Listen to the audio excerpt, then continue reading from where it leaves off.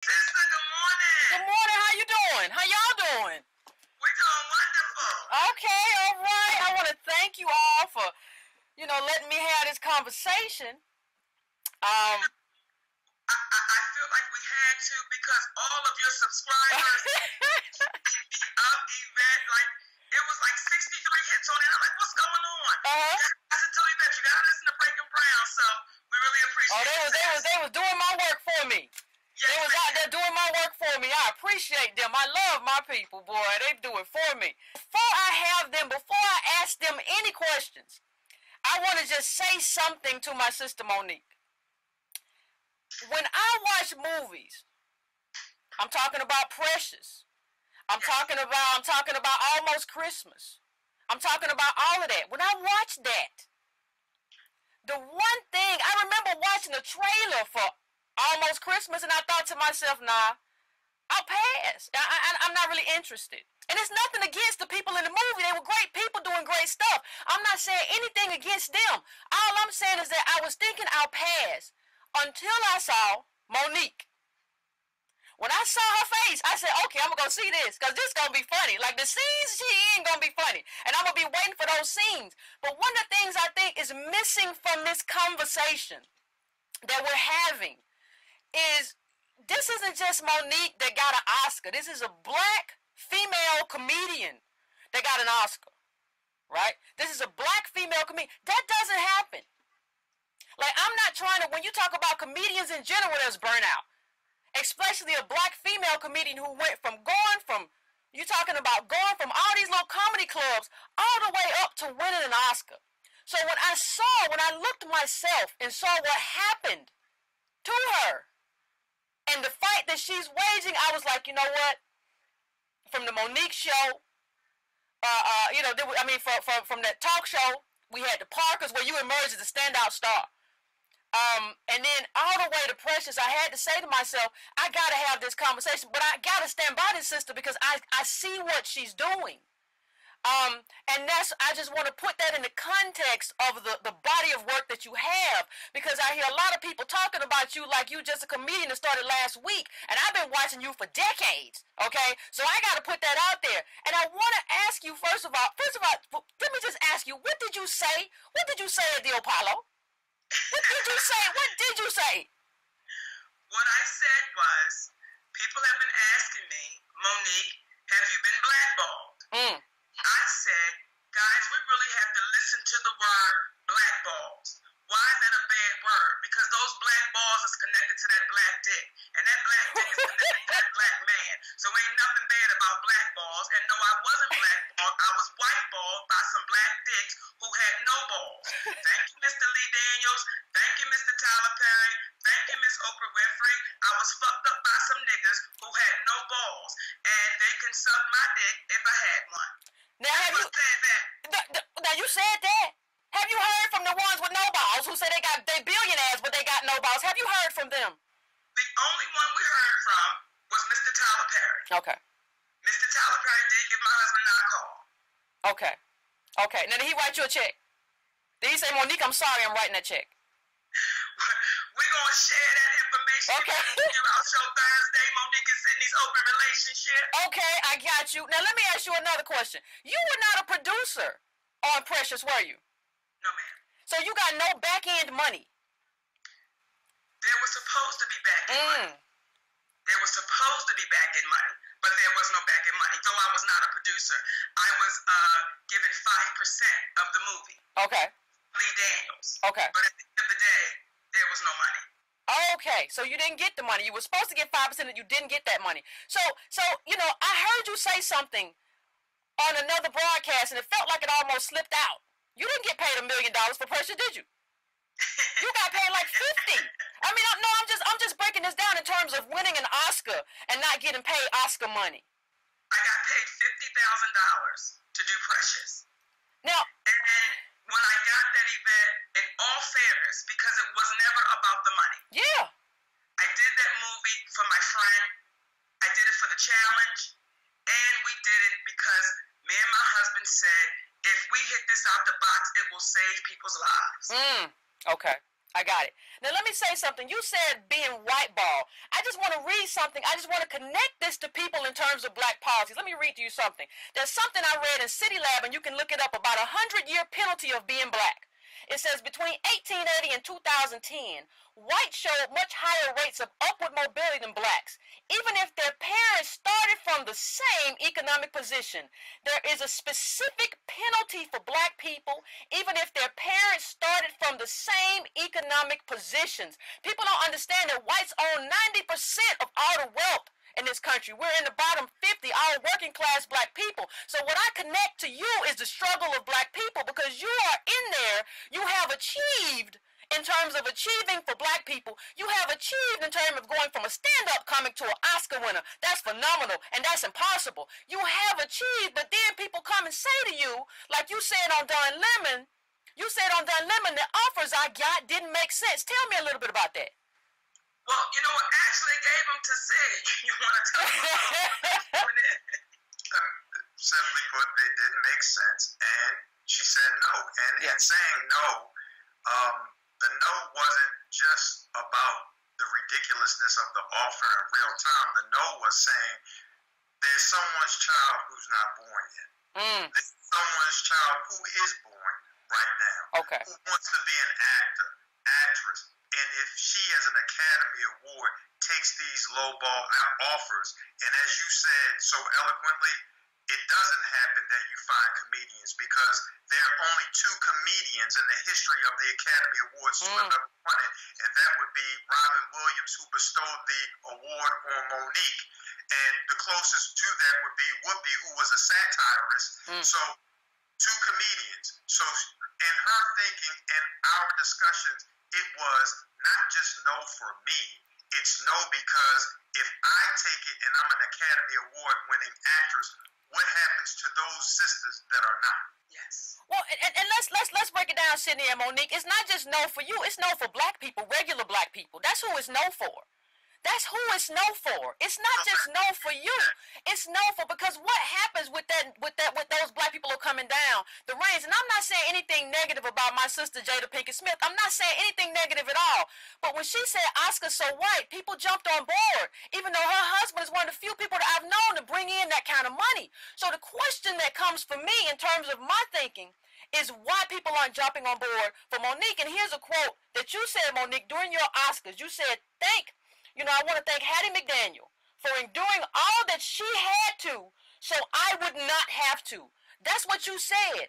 But the thing about it that happened is that you did have to. You found out after that you had to.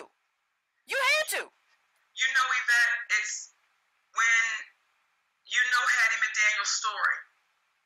And our stories are so similar that it's like, Hattie, you talking to me, baby? When you know her story and the journey she took when she won that Oscar, it was a black man by the name of Walter White who shut that woman down.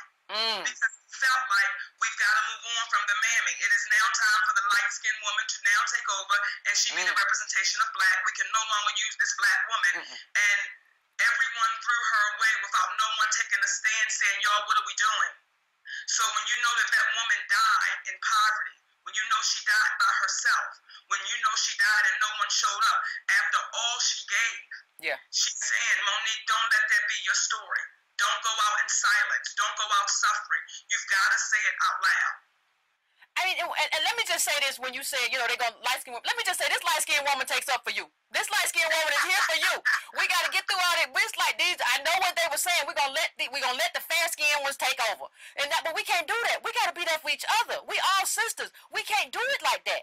And the one thing that I see, when I see people, like one of the things that caught my attention, when I saw people calling you difficult, first of all, that's what happens. And I'm going to put up some, after this is over, we're going to put up something that shows that, like, Oscar winners are difficult all the time. But what I saw is that nobody could specifically tell me what they meant when they said you were being difficult. Tell me specifically how Monique is difficult, and nobody ever gave that to me. The only thing they could say to me was, well, she didn't go to Cannes. But Cannes wasn't part of your contract, was it? Cannes was not part of the contract, Yvette. It was so not part of it. When Lee Daniels talked to Sydney and I, he said, No one wants to see two fat black women on the screen. And you know we definitely don't sell overseas. So to go international was never a discussion because we've always been told in Hollywood black folks don't sell overseas. So that was never even brought into the conversation. Yeah, but here's the thing. Go ahead, sorry. I'm sorry, Sydney. I was just saying, or more importantly, the agreement. It was not in the agreement. And here's the thing for me. When I listened to that, they had both Oprah and Tyler Perry call and try to get you to come. Now let me show you why that's problematic for me. You said something in the sense of you were trying to be there for your family. You had a point where you weren't there for your family because you were hustling, you were doing what you had to do to become this Oscar winner. And you said, if I get a second chance at this, God, I want to be here for my family. I want to be here for my kids. I want to be here for this black man I'm with who's good to me, who is being your champion right now. I want to be here for these people. And what happened is they had Oprah call you, which was so strange to me. Because what occurred to me is Oprah doesn't have a family, okay? What occurred to me is that Oprah doesn't have that. Now, when she's on her show, she respects the white women who have their families and tries to tell them how to have good families and take care of their families. But when Monique says, I want to be with my family, all of a sudden that's a problem. And when Sydney asked, and now correct me if I'm wrong, when he says, is there a cost associated with this? I'm going to tell you just from where I'm from. If you're a black billionaire, and he says, is there a cost, is there a dollar amount, I'm going to say, yeah, what you want? That's because that's what we need black billionaires for. What you want, I'll pay it. What'll get you there, I'll pay it. But instead, you got labeled difficult. What was that about? You want to take that one? Well, it's one of those things where everything that you are speaking about goes back historically. And there's nothing new that is transpiring. That's why there's a level of empathy that is had for Tyler, Oprah, and even Lee Daniels, because the powers that be are scary. And historically, whenever people of color spoke out, they were referred to as uppity. But what did they do? They looked the master in the eye. They said, this is incorrect. And while they had that master that was overseeing them, amongst them, there was someone who was of color that was overseeing them for the master. And what happened was, this was their way of survival. It wasn't because they were terrible people. I don't want to make it seem like these individuals are terrible people, but it's a scary notion to believe that the powers that be are against you. That's why sayings like, if you can't beat them, join them, have come into effect. So when we fast forwarded to where we are right now, what they did was simply for Lee, his problem with Monique was he had watched Halle Berry win an Academy Award in which he didn't win anything for Monsters Ball. If anybody goes back and look, he referred to her as a bitch to work with, which she was not. But what happened was, as he had shared with Monique and I, his frustrations with not being acknowledged as an award winner, and he was the one who wrote and directed the movie. We have emails where his partner or manager or friend, Simone Sheffield, sent over, in which we posed the question, why is Lee upset about anything? Monique had said his name on countless occasions about how he was an incredible director. Well, the problem was, she felt, and Lee stated, or she stated on Lee's behalf, that she did not do it on the biggest platform. The Golden Globes, as she stated, was a joke. Well, we don't play those games. Monique is like, listen, I told this brother in private, which is most importantly, you are fearless and you are dynamic. And you is special and you is and then set it on a larger platform in front of everyone. Yeah. But the night of the Oscars, when she stood up there and won, it was a culmination of everyone told her that she needed to campaign for an award. And what no one can say is, why would you need to campaign, and how would you campaigning for an award change what it is that you've already done on the film? It is the film that is going to make you a winner. It is your performance, not campaigning. So she shared her feelings up until that point, and because Lee was not acknowledged individually, and he was put in, and she said, I love and want to thank my precious family, they looked at that as being disrespectful, and that is where the difficult came about.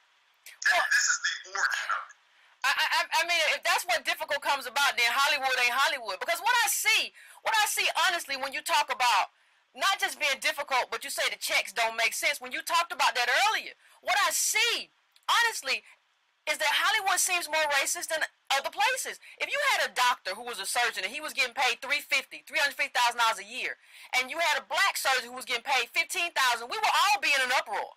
We will all be in an uproar. But when it happens in Hollywood, ain't nobody bothered. Like when Tyler Perry says, and I'm going to just say it, I'm not asking y'all to say anything, but I'm just saying, he said, and you can look it up, the Hollywood Reporter, he said Hollywood is not black or white, it's green. But this is a person, you have made it to where you are because of black people watching your stuff. Madea ain't reaching white people. You have black content, and you get to a point where you have the ability to speak for black people, and you say nothing. And I see the same thing with Oprah. You have the ability to speak out vocally. You have $1 billion and you say nothing. So then when I see somebody like Monique having this conversation, I'm like, you got to ride with that sister because she's riding for us. She's telling the truth about what's happening in Hollywood. And I see it as more racist than other places by how they're paying people. You can't tell me that Amy Schumer needs to get paid more than Monique. Now, $45-6 million a movie? Really? Why? Give me the metric for that. This woman has a body of work that spans decades. When I'm talking about Monique right here, not Amy Schumer. So I'm wondering in my conversations why we're not having this. Now, I know you all have to go. I'll let you all have the last word in terms of what you want people's takeaway to be from this, and then I'll say my last piece. You know, Yvette, when I think about Ida B. Wells, when I think about Hattie McDaniel, when I think about Louise Beavers, when I think about Shirley Chisholm, when I think about Harriet Tubman, I do stand on their shoulders. And I don't take their plight for granted. I don't take those ass whippings that they had to take. I don't take that abuse from our community that they had to take. I don't take it for granted. So for me as a black woman, when I get to the other side, I would love for those black women to say, job well done. That's for me to us. And as it pertains to what's transpiring right now, if we look at the history, if we look at when we speak about Martin Luther King with a great deal of reverence and all that walked with him, but what people fail to remember is the majority of the black churches were not with Martin Luther King. Nope. Because they believe that we know what oppression lies in front of us, but we don't know what can of worms that you're opening up, despite the fact that you are right. You trying to get us to be a bit more free, but we don't want to go through the perils that go along with freedom. Now, they reap the benefits after everything was said and done. Now they're not drinking from white and black segregated water fountains. Now they can go on Woolworth and have a sandwich at the counter. But no one wanted to stand up. So this is only, we think we are different from the people from thousands of years ago. The same emotions, the same fear, that's what's living in us today. And what we're saying is, it is better to be free and better to be disliked for who you actually are than to be loved for who you're pretending to be. Well, you know, I know Monique brought up Ida B. Wells Barnett, and I just want to leave on a quote. The way to right a wrong is to shine a light on it. Come on. And I think you did that. And I hope that in this interview I am contributing to that. So I just want to thank y'all for being here. I want to thank you for having this conversation. And Monique, I want to just thank you for being Monique. No matter what you in, I'm going to go see it. So I just want to thank you for being that woman, that comedian, that artist, that Oscar winner. Thank